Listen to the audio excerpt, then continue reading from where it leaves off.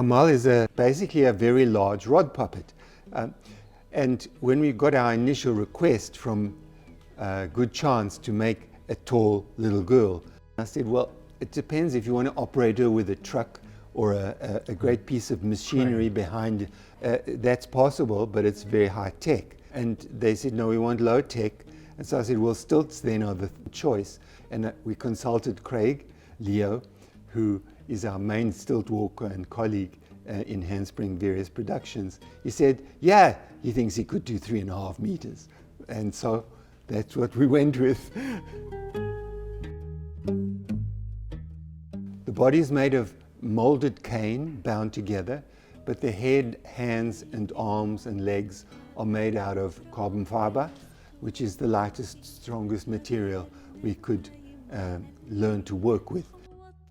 Inside her body is somebody who supports her torso and her hip and controls her head while standing on a pair of stilts. And her arms are operated by a left and right hand operator outside of her. And these three people have to think the same character. If the person inside on the stilts decides to turn left, the other two have to respond immediately as the arms would. So they've got to all think the same thought. We call that group mind.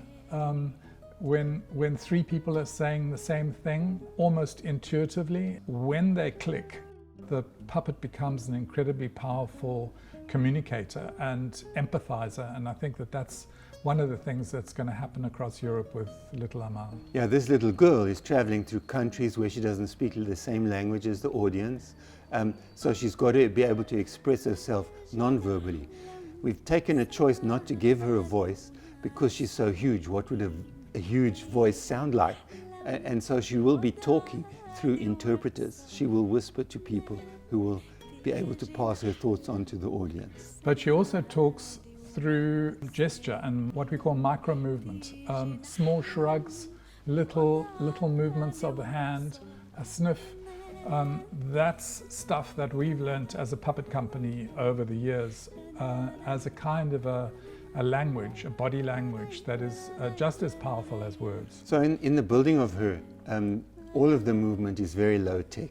Levers, poles, but she does have a little bit of high tech. She's got a tiny computer which operates her eyes, which means that with your thumb you can gesture with the eyes. They're a team of 10 or 12 puppeteers who will alternate with her. They're going to get very tired and they'll need time off. And another thing that we've done is we've made 3 versions of her. So if something does happen along the way, we've got 2 alternatives. So those are 2 really important things. But in a way, we are doing something unprecedented. It's part of the reason why we came out of retirement and took on this project. It's because it's such an important thing to do, such an exciting challenge. And for us, it was important also to come to terms with COVID and what COVID means. Our audiences are going to be outdoor audiences, so it's COVID appropriate in terms of theatre. The fact that a project like this exists is amazing because it's potentially a way in which all the countries across Europe can somehow become involved in what does it mean to welcome people who have left their homes, which is not something you do lightly. This is a little migrant child who has been forced to leave her home and who is seeking her mother. So the puppeteers really have to grow into who she is.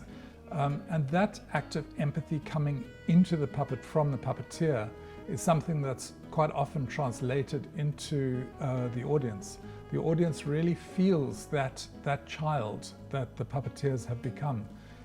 I can start to see the character that is building, and when I see her fully fledged as a little girl walking in the street in a strange town, that's what I'm looking forward to.